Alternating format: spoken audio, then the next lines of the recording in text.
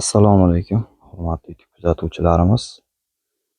Limonchilik agroxizmat YouTube kanalimiz aziz obunachilari. Hop, bugungi sanamiz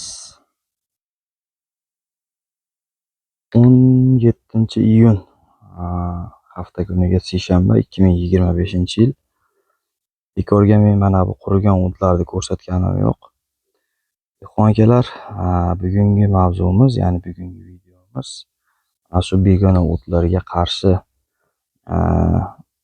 ishlatadigan kimyoviy dorilar, ya'ni gerbitsidlar haqida qisqacha sizlarga ma'lumot berib ketaman. Albatta kanalimizda mehmonlar obuna bo'lib, qo'ng'iroqcha tugmalarini bosib qo'yasizlar. Videomiz manfaatli, kimgadir foydasi tegsa like bosib bizni qo'llab-quvvatlab qo'yasizlar. Demak, gerbitsid dorilardan foydalanish va ularning turlari haqida sizlarga qisqacha aytib o'tib ketaman. Xo'p, gerbitsid dorilar qo'llanishiga qarab ikkita turga bo'linadi. Ya'niki yoppasiga ta'sir qiluvchi gerbitsidlar bu barcha ekin turlariga ta'sir qiladi va tanlab ta'sir qiluvchi gerbitsidlar. Hozir yana ko'rsatib ketaman mana bu yerda. Mana biz ko'proq foydalanadigan gerbitsid bu. Mana videoni oxirida aytib o'tib ketaman nomlarini. Xo'p, demak, yoppasiga ta'sir qiluvchi gerbitsidlar va ekin turlarini tanlab ta'sir qiluvchi gerbitsidlar bizda bor. Ya'niki yoppasiga ta'sir qiluvchi gerbitsidlardan asosan keng miqyosida, ya'ni juda katta joylarda shu begona o'tlarga qarshi va hali ekin ekilmasdan turib kurashiladi. Hop, tanlab ta'sir qiluvchi gerbitsidlar ular paxtazorlarda yoki g'allazorlarda beda o'simliklariga ham sepiladi. Sababi bedalarga ham o'sha chirmashib o'sadigan begona o'tlar ko'p tushgani uchun bedalarda va sholi poyalarda ham tanlab ta'sir qiluvchi gerbitsidlar ishlatiladi. Hop, gerbitsidlarni dehqon akalar ishlatishdan oldin albatta yo'riqnomasini o'qib chiqishlaringni tavsiya beraman va mana shu mutaxassis belgilangan, ya'ni mutaxassis sizga aytgan dozasida sepishlaringni ham tavsiya beraman. Ayniqsa bizda endi limon bo'lgani uchun ko'pchilik sepsak limonni tomiriga yoki o'ziga ta'sir qilmaydimi degan savol bergani uchun bu videoni chiqaryapman. Dehqon akalar, limonga sepganda odatda limonni stvoli, ya'ni mana shu pastki qismidan aylanasiga 40 santi tekkizmasdan, ya'ni 40 santi aylanasidan masofa qoldirgan holatda sepishlaringni tavsiya beraman gerbitsid dorilarni. Hop, mana dehqon akalar, yaxshi o'timiz ko'p joyga kelib oldim, sababi tushuntirish osonroq bo'lish uchun. Mana shu yerga dehqon akalar biz uragan sepganmiz, ya'ni bu ham gerbitsid va mana shu limonlardan qochirgan holatda sepiladi. Odatda gerbitsid dorilar o't juda unaqangi o'sib ketmasdan, ya'ni yangi chiqqan paytida shu yerga, ya'ni dori apparatimizda 10 santilik masofa bilan sepsak yaxshi ta'sir qiladi va gerbitsid dorilarni yaxshi ta'sir qilishi va mana bu begona o'tlarni yaxshi nobud qilishi uchun namlik me'yorimiz ham albatta yetarli bo'lishi kerak. Sababi agarda bizda quruq namligimiz quruq bo'ladigan bo'lsa, gerbitsid dorilarimiz yaxshi ishlamasligi mumkin.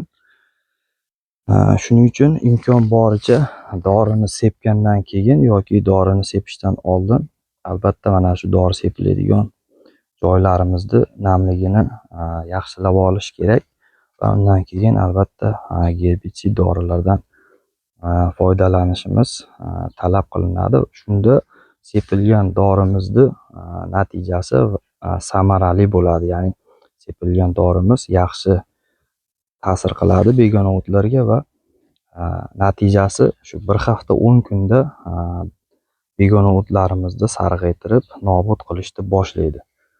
Xo'p, hozir men sizlarga mana sepilgan joylarni ko'rsatyapman. Bu joylar ariqqa yaqin bo'lgani uchun namlik yaxshi va yaxshi ta'sir qilgan. Endi mana bularni ko'rsatib o'tib ketay mana. Ko'rib tursalaring, bu ham begona o't, faqat quruq joyda bo'lgani uchun ta'sir kuchi sekin ta'sir qilardi bunga. Ya'ni shu 1 hafta 10 kunda emas, undan uzoqroq muddatda sepilgan dorilarimiz ta'sir qilishi mumkin. Shuning uchun gerbitsid dorilarni sepishdan oldin yoki sepilgandan keyin mana shu namliklarimizni yaxshilab yerimizni namlab oladigan bo'lsak, sepilgan dorilarimiz natijasi anchagina samarali bo'ladi. Bu gerbitsidlardan foydalanishimiz dehqon akalar qishloq sharoitida yoki katta ekin maydonlarida qo'l kuchi, ya'ni mehnat kuchini sarfini kamaytirish maqsadida qilinadigan tadbirlardan biri. Ya'ni shu sizda katta gektarda ekiningiz bo'ladigan bo'lsa, begona o'tlar bosib ketadigan bo'lsa, bunga hasharchi olib kelib yuldirib tozalatadigan bo'lsangiz, ancha miqdorda mablag' sarflaysiz. Lekin gerbitsid bilan ishlaydigan bo'lsangiz, oddiy shu gerbitsidni olib, mana shu biz aytgan tavsiyalar bo'yicha sepiladigan bo'lsa, qo'l mehnati va mablag' tomonidan siz anchagina o'zingizga foyda keltirgan bo'lasiz. Xo'p, mana shu dehqon akalar, gerbitsid dorilar haqida men limon haqida video qilgan paytimda aytib o'tib ketgandim. Ya'ni gerbitsid sepamiz. Aynan biz shu uragandan 10 litr suvga 100 milligram qo'shib sepamiz. Natijasini mana o'zlaring ko'rib turibsizlar. Yaxshi ta'sir qilgan. Xo'p, dehqon akalar, albatta videolarimiz manfaatli bo'ladigan bo'lsa, like bosib, qo'llab-quvvatlab qo'yasizlar. Har doim mana shu har qanaqangi kimyoviy vosita bilan ishlaydigan bo'lsak, e'tiborli bo'lishimiz talab qiladi. Sababi bu gerbitsid dorilar ham agarda mana shu ekinlarimizga, ya'ni limonlarimizga tegib ketadigan bo'lsa, daraxtlarni stressga, ya'ni stress holatiga tushirib qo'yishi mumkin va tag qismiga tekkan dorilarimiz barglarini nobud qilish holatiga ham olib keladi. Lekin mana shu masofani saqlagan holatda sepiladigan bo'lsa, bunda yaxshi natija olamiz. Shuning uchun imkon boricha o'stirib yubormasdan turib, ya'ni shu yangi chiqadigan paytida sepishlaringni tavsiya beraman. Gerbitsid dorilarimizda turlari juda ko'p. Bet aptekalarga yoki agrodo'konlarga borib so'rasalaring aytadi. Siz o'zingizga ma'qulini olib, qo'llanma bo'yicha yoki shu mutaxassis oladigan joyingizda mutaxassis bilan maslahatlashgan holatda sepsangiz, qolgan ekinlaringizga zarar yetkazmagan bo'lasiz. Xo'p, yana yaxshi ta'sir qilgan joylari bo'lsa, ya'ni o'timiz yaxshi joy bo'lgan joylari bo'lsa, hozir sizlarga ko'rsatib ketaman. Xo'p, mana bu yerda ham mana ajriqlarimiz bor ekan. Sekin astalik bilan ta'sir qilyapti va mana yaxshi ta'sir qilgan joyini topib keldim.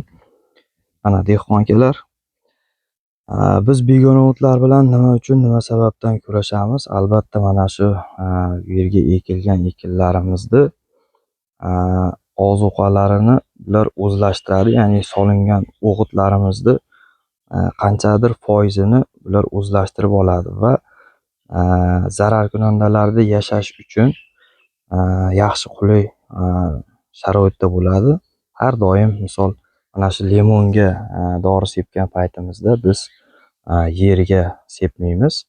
Shuning uchun misol oq pashsha bormi, boshqa hasharotlar bormi, daraxtga yoki o'sha ekin turimizga dorilagan paytimizda mana shu begona o'tlarni bargini orqa tomonlariga yashinib oladi va biz sepgan dorilarimizni, ximikat dorilarimizni ta'sir kuchi ketgandan keyin yana shu ekinlarimizga zarar yetkazishni boshlaydi. Shuning uchun begona o'tlar bilan har doim kurashib kelamiz. Mana bu yerda ham bor ekan.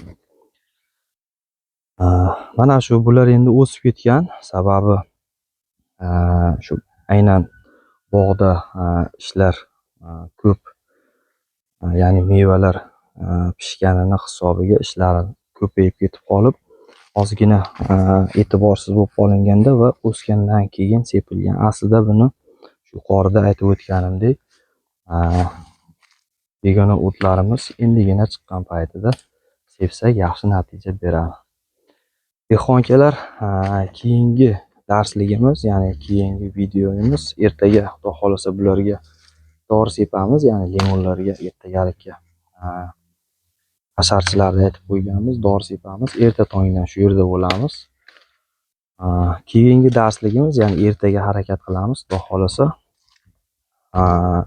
limonlarda uchraydigan shiramlar, ya'ni limonni mevalarida uchraydigan shiramlarni sabablarini men sizlarga darslik qilib chiqarib beraman. Sababi ayni hozirgi kunlarda limonlarimizning mevalarida har xil shiramlar, mana limonlarimizning mevasi hozir ancha ko'zga ko'rinib yiriklashib qoldi.